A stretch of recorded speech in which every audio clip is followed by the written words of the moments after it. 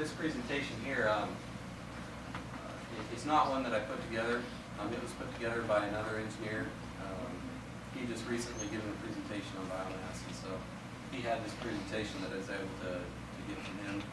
So some of the slides I know a lot more information about than what's on the slide, and some of the slides I know less information than what's on the slide. So I'll go ahead and talk about what I know about the project, and I'll answer your questions about biomass as best I can. But there is some information that I'm not totally up to date on here. All right, so I work at a coal plant. It was built to burn coal, and there's a lot of regulatory developments that have come out in the last couple of years. So the big question came to us was, what are we going to do with the plant? So the question was, do we want to build a scrubber and an SCR and renew our air permit, or do we want to do something else?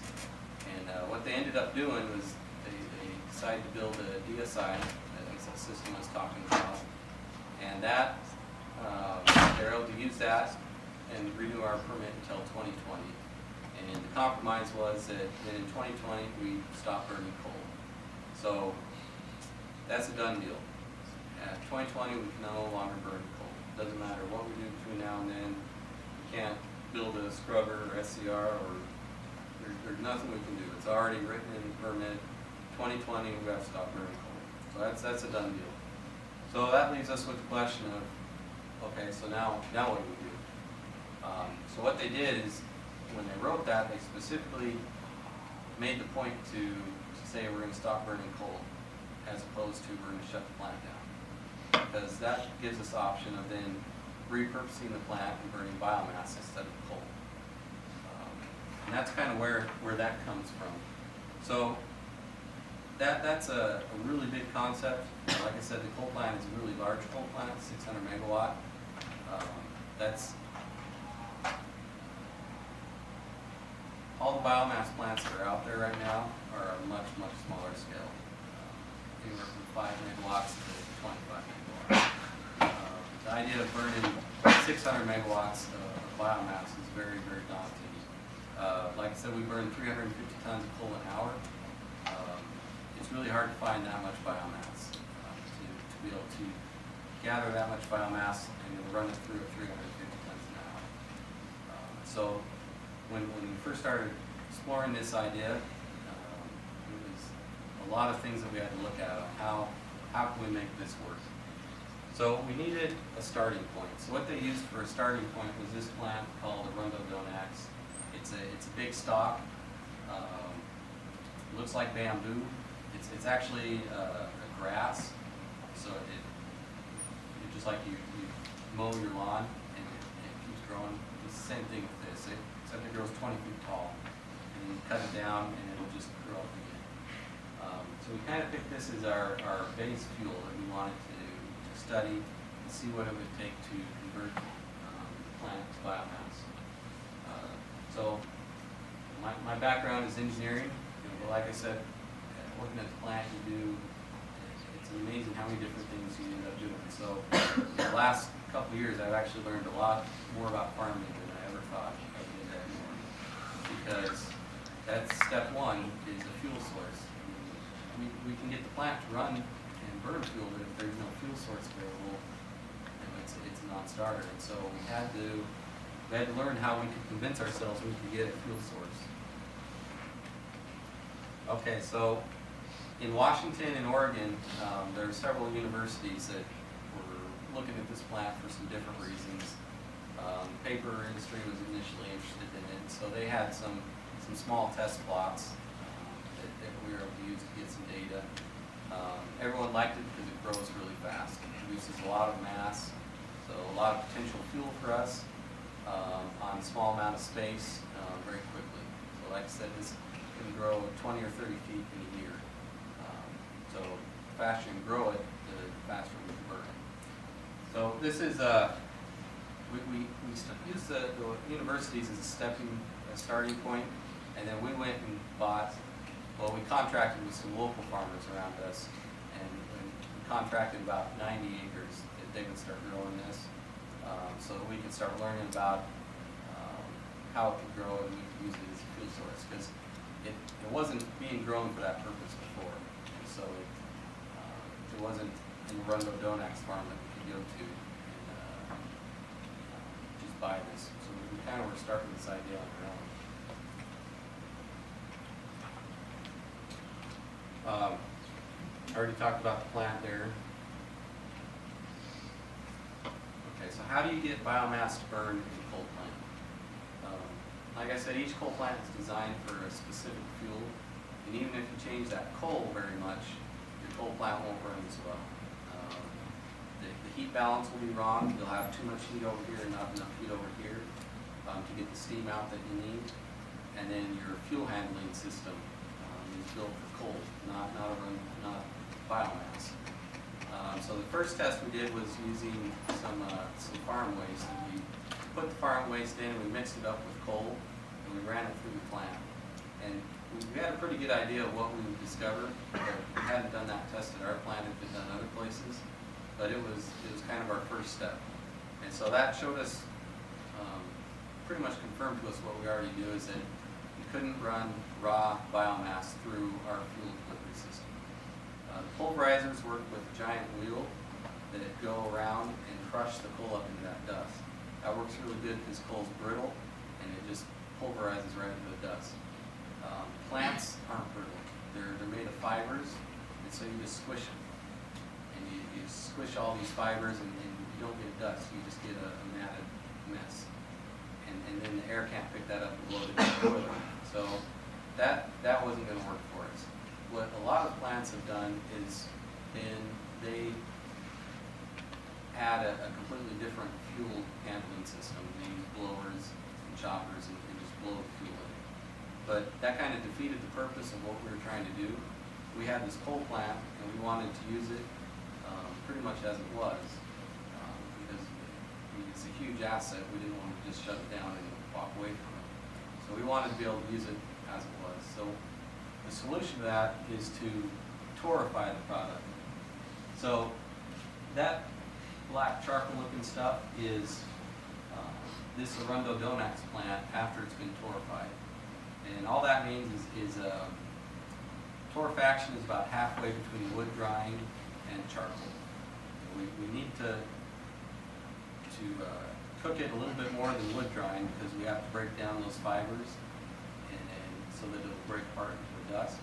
But we don't want to turn it all the way into charcoal because then we drive off a lot of the heat and you lose all that heat before you get to the coal plant. So that was our plan, what we wanted to do. We wanted to take this Arundel Donax, torrefy it into a fuel that acts and behaves a lot like coal.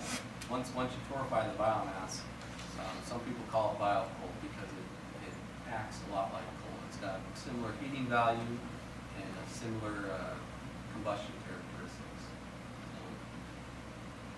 It talks a little bit about the Arundel Donax, why we picked it here. It's a perennial grass, so it just keeps growing. Once you plant it, you keep that field going for 20, 25 years, and you get 25, 30 dry tons an acre, which is, that's a huge amount. I mean, that's more than anything else out there of how much material you can get out of the field. And it uses about the same amount of water as a lot of other crops, corn or alfalfa or something like that. That was another huge consideration is water. Oregon's in the middle of the desert. And there's a lot of farming there already, so we couldn't just say we're going to grow this material here unless we can supply water to it. So this was kind of our most economically competitive crop that we can use for our baseline studies. So we started doing a lot of work with this. That's showing our first year growing in this field here. And you can see how it starts and how much it grows. The one thing you see here though is that it's not very thick. When they first planted, they plant about 3 feet apart, and then like grass, it kind of grows under the ground and they fill in that space. So when you plant a field of this, it takes a couple, 2-3 years before it fills in all the space, and you really start getting the yields that you want.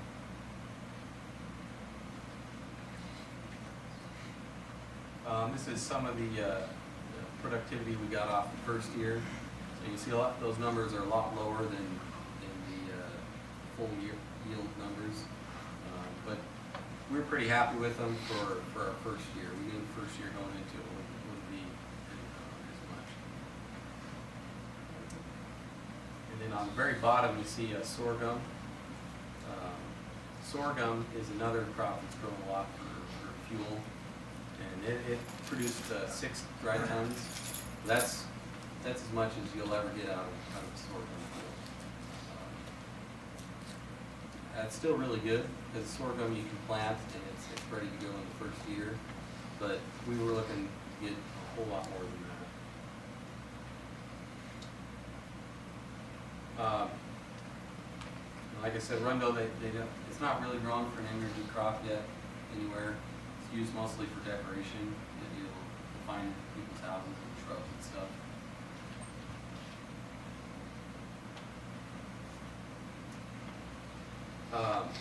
Talked about how it grows. It doesn't grow from a seed. It grows from a rhizome.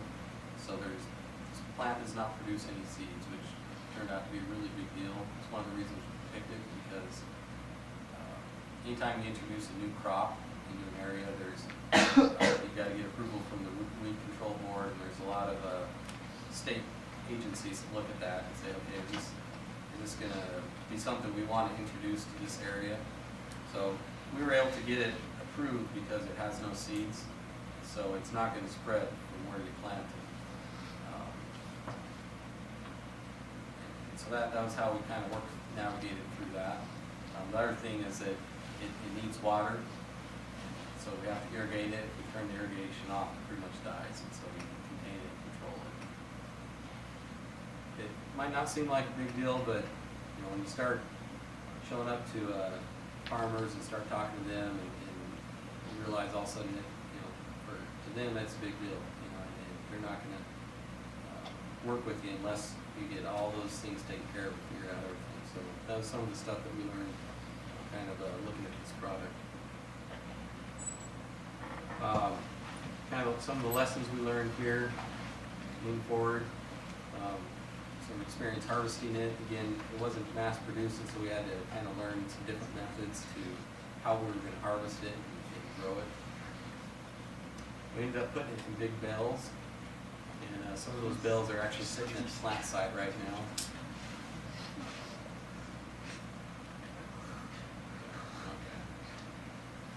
So after our first year, we were happy with how it performed. We answered a lot of our questions that we had, a lot of the worries that people had, we were able to resolve. But we didn't get as much yield as we needed to stockpile to get what we were ultimately trying to do, which is a test burn.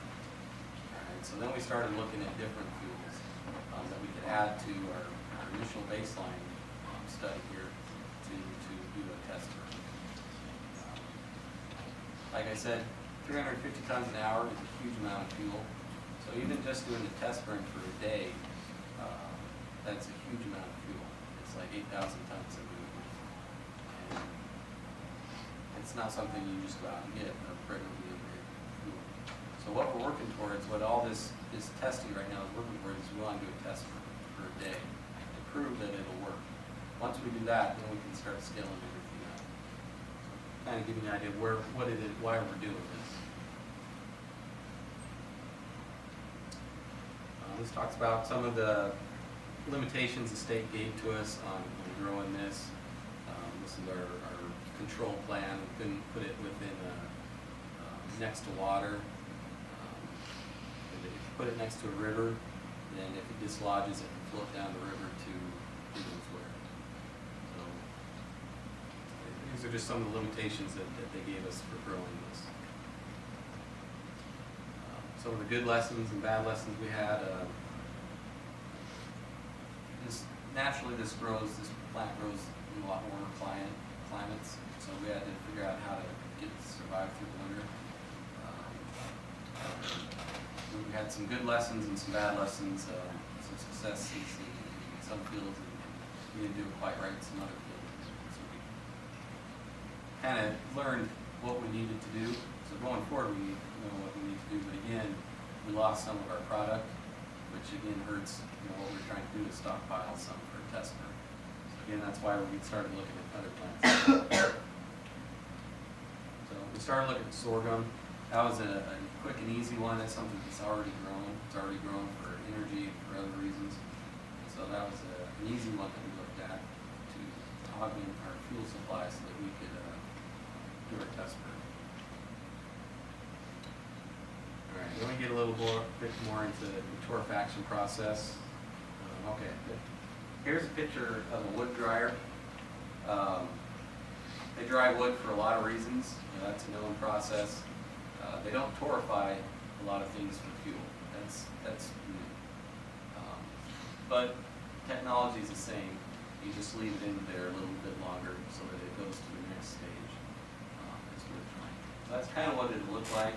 There's a big drum that kind of spins this product around inside as it's cooking. When it heats up, it starts releasing some of the volatiles that are in the plant matter. As those volatiles are released, then they combust and increase the heat. And so the process is kind of ongoing, self-generating. So that's nice though, because it doesn't require a lot of outside fuel to do this. We're just using the plant product itself. But then there's a balance that you want to capture. This is a little bit of the process of how the torrefier works.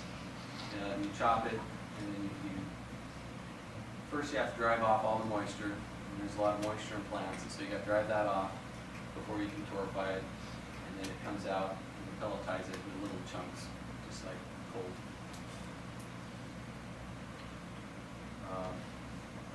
We tested 17 different farm materials: corn, wheat, mint, some biosolids, pretty much everything in the area that we can find and tested, because if we do go forward with this and this does work, we're going to want to use every available source of fuel we can get to. All right, well, here's a list of all the different fuels that we use. So there's some mostly farm waste, but there's some wood byproducts as well. There's actually a lot of tree farms around Oregon too that they use for, they used to use them primarily for the paper industry. Paper industry's kind of moved on, so now they use them for different things. I think actually one tree farm sells all their trees to China. They make pencils out of them, different things, but they produce a lot of waste though when they cut these trees down. There's a lot of stuff that they don't sell that's not good wood, the smaller branches. That's the stuff we want. That's the stuff that we'll take. There's also a lot of naturally growing plants that people don't like. They're considered weeds. So they're constantly, Forest Service is going in and cutting these down or removing them. So we might as well take those and burn them as well. This is some of the different heating values that we got. You see Boardman coal down there at the bottom. Typical heating value of the coal is 8,500 BTUs per pound coal. Torrefied material is typically a little bit higher than that. Generally, that's good. That means the plant will run more efficient. The trade-off, though, is to get that fuel. You have to remember you already burned off some of the energy. You already used some of that energy, and so before you can get the fuel in the plant, you already have a loss. You already have an energy loss that you had to use to make that fuel. But once it gets in the plant, we're pretty confident it'll burn very well. Talk about some of those different computer models that we use for selecting coal, and we use those for the same thing to analyze this material. How is it going to burn in the boilers? It looks very, very good.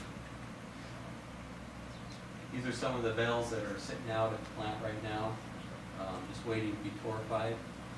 The torrefier that we got just for the test, they started building it in January, hoping to be done in the next month or two.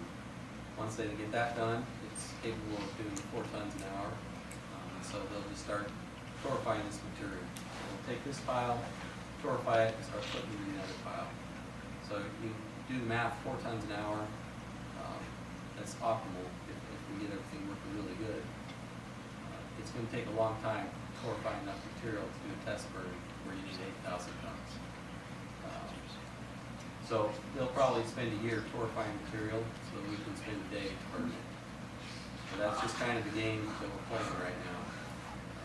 Once we can do that and show that it works, then we can go, because everything we do as a company, we're a regulated utility, so everything we do has to be approved. So once we show it works, then we can go to the Public Utility Commission and say, this works, this is what we want to do for our future power generation. And then they'll approve it, put it in the rate base, we'll get funds for it, and then we can move forward. I think there's a timeline in here. Okay, yeah, here's kind of the timeline. I think we're a little bit behind right now because it's showing the test burn in 2014. Test burn will actually be in 2015. So that gives us 5 years till 2020 when we actually want to be ready to go. So once we get the test burn and that's successful, then we have to permit the plant for biomass, go to the Department of Environmental Quality and get an air permit for that. Getting that permit will take a couple years. Once they give you a permit, because it's a new permit, there's sure to be new controls that we're going to have to build. So then we'll have to go in and build those controls onto the plant. And while we're doing all this in the meantime, we're going to be building torrefiers and stockpiling the product so that we're ready to go in 2020. The ultimate goal, the high hopes, is that once we get to 2020, we'll have enough material stockpiled and enough supply coming in that we can run the plant 6 months out of the year at full load, which works out good because in summer and the winter is when there's the high demand. So if we're running 3 months in summer, 3 months in the winter, it actually works out really good with us. And so that's kind of our end goal of where we're going. But you can see there's a lot of steps that it's going to take to get there. But as far as biomass goes, though, PG's already gone a whole lot farther than most other companies you'll find out there. We've gone down this path already in that we have a torrefier already halfway assembled and plan to do a full-scale test burn in a 600 megawatt plant. That's never been done before anywhere in the world. Has anyone torrefied enough material and burned it in a 600 megawatt plant? So it's a really big deal. And, there's still a lot of challenges to get it to work all the way. I think getting it to burn in the plant is probably the easiest one. That's probably going to be the simplest challenge, but right now that's the one we're working on right now. So hopefully we'll learn more from that and see where we go from there. That's it. Any questions on biomass? Yeah. So are there a whole bunch of different materials that you guys can use? Are you going to be like mixing them, or is it just one at a time? We'll want to burn everything we can. When you torrefy, the kind of advantage is you can customize and custom build your own fuel. And so if the ideal fuel is 50% of this plant and 20% of this plant, 30% of this plant, then you can go and do that if that gives you the best fuel. So it gives you a lot of flexibility in making whatever fuel works best. We're not just stuck with what comes off the train, but we can actually control it and make our custom fuel. You said you're building torrefiers now. I'm assuming those are going to be much larger. That could torrefy more than 4 tons. Yeah, the one we're building now is, it's pretty much the largest one that's out there. We looked a long time to find someone that had one. The one we found that we're modeling ours off of is actually located in Israel. They use it to torrefy basic garbage, but it'll work good for what we're doing. And so we use that one as a model. It's 4 ton an hour, so we're building that 'cause it's the biggest one out there right now. But once we show that it works, yeah, we have to build several 20 ton an hour torrefiers all over. The system with the silos that you put in, that works with biomass? With the DSI, it takes out sulfur. In biomass, there shouldn't be any sulfur unless they put it on as a fertilizer. But we would hopefully try to get material that did not have sulfur in it, so we wouldn't need the dry sulfur injection. What they would probably have to build on is something for NOx control, nitrous oxide. That would be either a SNCR, which is a chemical additive similar to the DSI, or else a full SCR. But we'd have to do something for that. Good question. Have you been in contact with Bear Mountain Pellet Factory to take their biomass and run it through your system? I don't know. Like I said, I'm not directly in charge of the biomass project, and so I know they've talked to a lot of people, but I don't know who all they've talked to. I take it they're located somewhere local there. Yeah. Cascade locks. Oh, So they make pellets, but part of it is through a similar process. mm-hmm. Yeah, I don't know. I can ask them to find out. Yeah. So for the biomass, you're basically developing the whole supply chain and whatnot to get that produced and then get it to there and get it prepared and all that. What does that look like for the coal now? Is that another company handle the coal and getting it to the plant, or what does that kind of supply chain look like now? There's basically two players, the mine that mines it, and then the railroad delivers it. Right now, it's pretty straightforward. We buy the coal from the mine, and then we contract with the railroad. So they're just continuously running. We have 4 trains that run all the time. It takes about a week and a half to turn around one train. It actually costs more for the train part than the actual coal, getting that here. But when we go to the biomass, it'll be a lot more complex, because we'll be buying biomass from a whole bunch of different people, and there'll be a whole bunch of different trucking entities that will be involved in there. To kind of build off that. So you showed like the energy content per pound. What about energy content per cost? Or, how is the biomass cost to power output going to compare to coal? 4 or 5 times as much. The driving factor for biomass is the cost. Oregon has a state mandate that by 2025, 25% of the power comes from a renewable source. Right now that's wind, but we are quickly maxing out the capacity to add wind to the grid. There's a lot of issues with adding large amounts of wind, because coal, you turn it on and you can get as much power out as you want. Like I said, so downtown they call us, we need more power, we need less power. Wind, you don't get that. The wind blows when it wants to. Like I said, the peak demands of the year are summer and winter. Summer and winter is when the wind doesn't blow. The wind blows in the fall and the spring. And so we can only add so much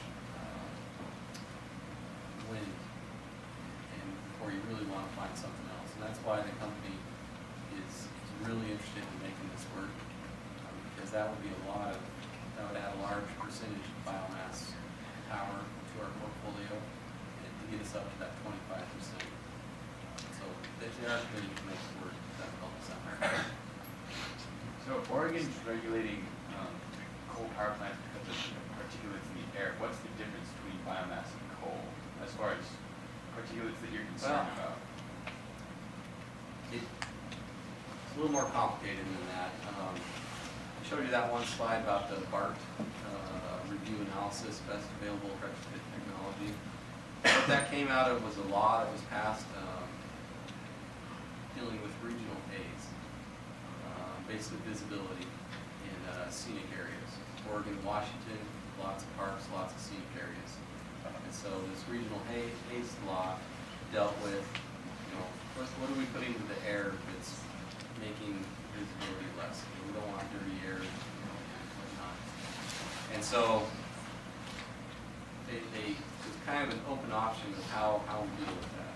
So GE, they kind of said, okay, well, we'll go through a BART analysis to comply with this regional haze. And that was several years. I mean, when I first started 7 years ago, they were working on that. It was already in process, and it, from start to stop, it was 7 or 8 years, and they went through BART 1, BART 2, BART 3, finally arrived at this 2020 compromise back in PSI dry sorghum injection, and low NOx burners, and OFA, modified OFA. And then we also have a separate rule added mercury controls. So there's a lot of different things that we're complying with. But basically, it all boils down to our air permit. We have to comply with whatever our air permit is. So they renewed our air permit and all these different requirements. So when we go into biomass, we have to do that all over again. They're going to look at the plant now that it's biomass, DEQ, they'll look at it and review it. And we'll make proposals, they'll review them, we go back and forth until they decide, okay, this is what you have to comply with to operate your plant with biomass. So once we get those, then that's what we'll do. Does that answer your question? Yeah, so basically everyone's betting that biomass is going to reduce haze. That's kind of like if you were going to simplify it a lot. Well, the reduction of the haze was from the environmental controls that we had. Okay. So we added those environmental controls, and that's supposed to reduce the amount of output that we have to reduce the haze. So when we go to biomass, again, we'll have to use those environmental controls, and then we'll probably have to add more